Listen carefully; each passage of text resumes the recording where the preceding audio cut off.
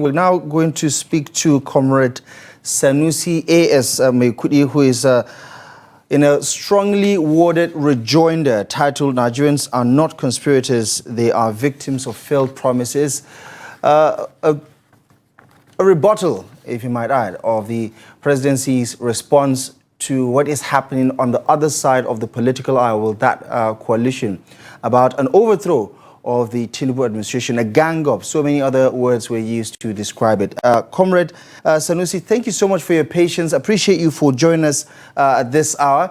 I just want to understand your motivation for writing this rejoinder. It's safe to say that some people will think that you're making the opposition look like saints, while the administration looks like anything but a political solution for Nigerians.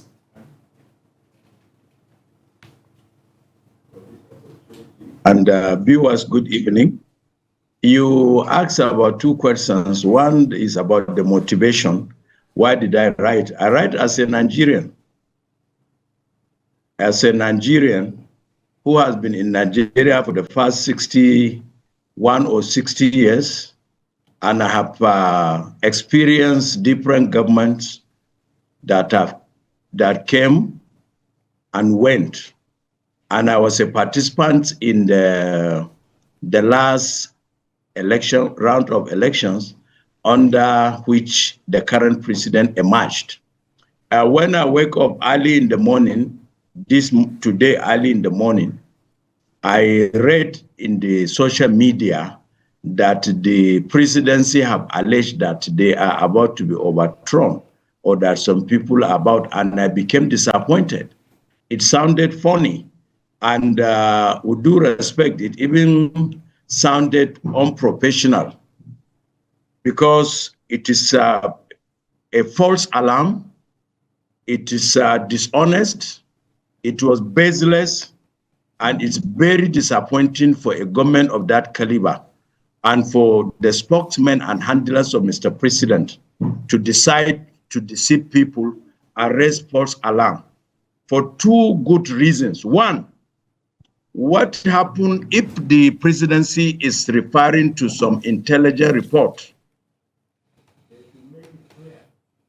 It's on record that the president have appointed his co-loyalist 360 degree in the security architecture of Nigeria. He is firmly in control and in charge. All the principal officers in all the security apparatus are under his beck and call. He chooses them by himself. Nobody imposed them on them. And if he is turning around to say some people in the security are trying to plot against him, it is unfortunate, and he is the one who brought them. And if he's by any chance referring to the coalition that has emerged, then it is more disappointing of the government, because opposition is part of democracy anywhere in the world. Even one of the authorities on democracy, Roger Ondi of the Oxford University, gave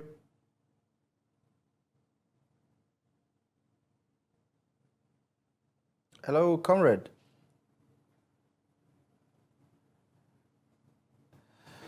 It appears that a number of criteria on when can you say a democracy have matured.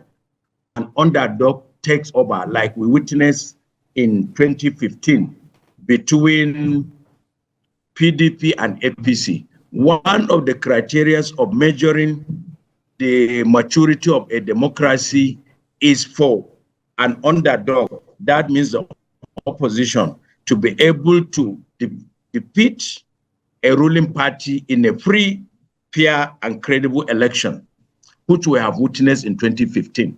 And Mr. President, it is on record that throughout his political career, he has been an anti-establishment.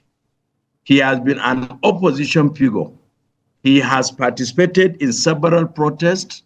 He has financed, he has written, he has talked, and all these records are very visible.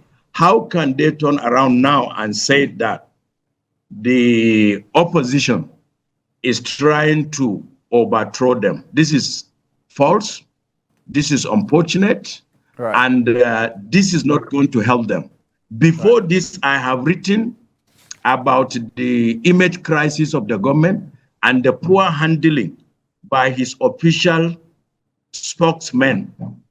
Because most of the time, anytime a Nigerian, regardless of any sector of the society, decide to comment on the affairs of the country, decide to air an opinion, they attack him, abuse him, insult him, and call him names. All these facts are there.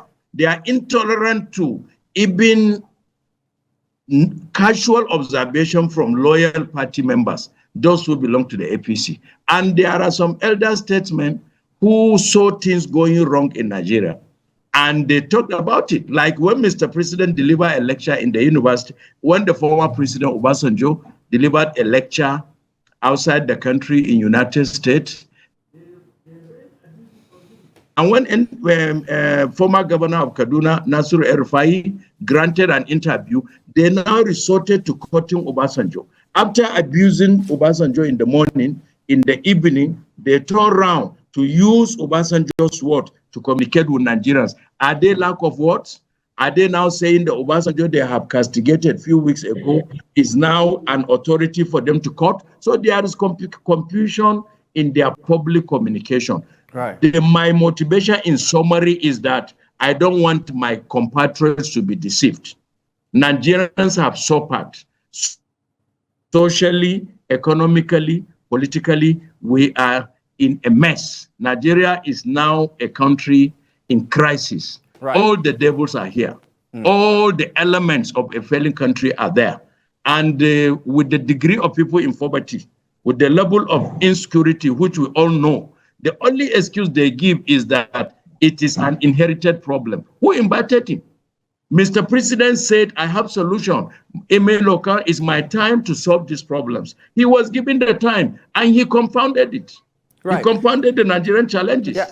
For example, the withdrawal of the subsidy and the plotting of the Naira, there was no brain work. There was no premeditation. He did it with impulse. There was no technical committee to study the implication, map out strategy, how it's not going to harm the economy. Now it is hurting everybody. And these people are now saying, look, enough is enough, we are tired. So how can we wake up? And then the presidency is going to shed crocodile tears. What is chasing them is their own decision. I listed all the actions that Mr. President and his team did.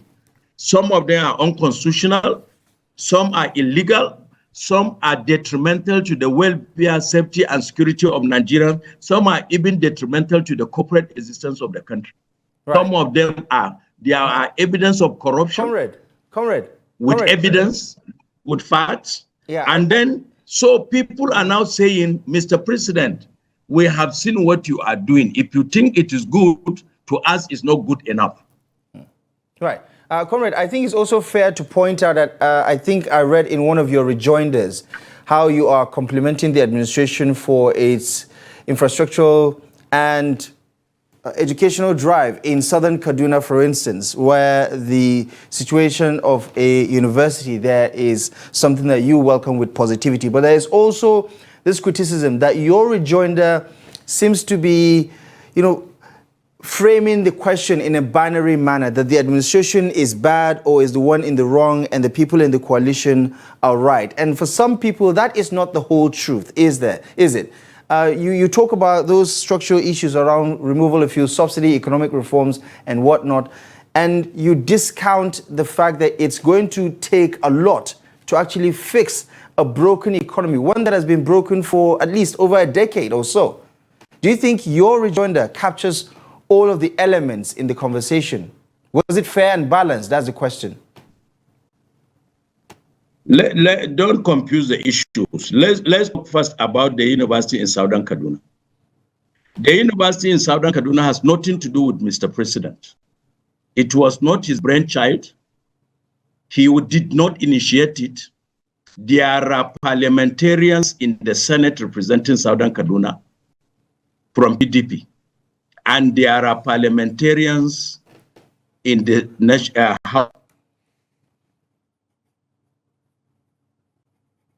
House of Representatives, the Federal University in Southern Kaduna. It took time. There are gestation process for a bill to be passed. First reading, second reading, third reading, from House of Reps to the Senate, and they need to do concurrence. So the process started before the victory of Mr. President. Some of those who participated in agitation for the Federal University in Southern Kaduna are not even in the Senate now. But because government is a continuum, Mr. President only assented. So some people are trying to give him credit, which was not his. It was not that we are living in Southern Kaduna and he come and say, look, man, you are marginalized.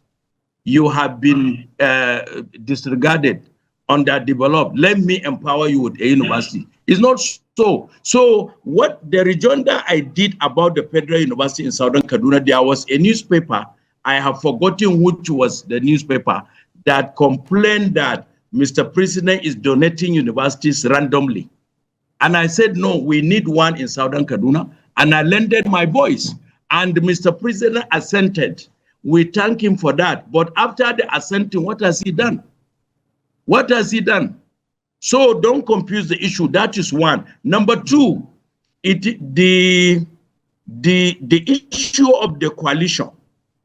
When the coalition was unveiled on 1st July 2025, the federal government reacted. In their own reaction, they reduced the reaction to a zero-sum game and said they are sent, they are perfect, they listed the individuals, they painted them with black brushes, so we have to pay them back in their own currency. It is a game they started. So, and in wisdom and logic, they say, don't start what you cannot finish. They are the ones who listed one by one, Atiku President, Atiku former Vice President, Atiku Abubakar is so-so. Peter Obi is so-so. All former minister Rotimi Amechi is so-so. Nasru El-Rufai is so-so. All they insulted all of them, and this is not the first time. So as far as I'm concerned, if somebody start a game, you need to pay him in his own currency. They portray themselves as saints. They portray themselves as more patriotic, whereas in true reality, as far as the living experience of Nigerians now, they are total opposite of their standing. Let me give you one example. We have laws. Comrade, we have the ground law of Nigeria, the Constitutional Republic of Nigeria. Yeah, I'm afraid we're going to have to go, I think we're going to find a separate policy to double down on some of the issues, but we're completely out of time. We have the Procurement Act. Our show for you tonight. Thank you most kindly for joining us on Daily Politics. Appreciate you for your time and company. We'll be back tomorrow live and exclusive on Trust TV. I'm Abdullahi Ahmed. Thank you for your time and good night.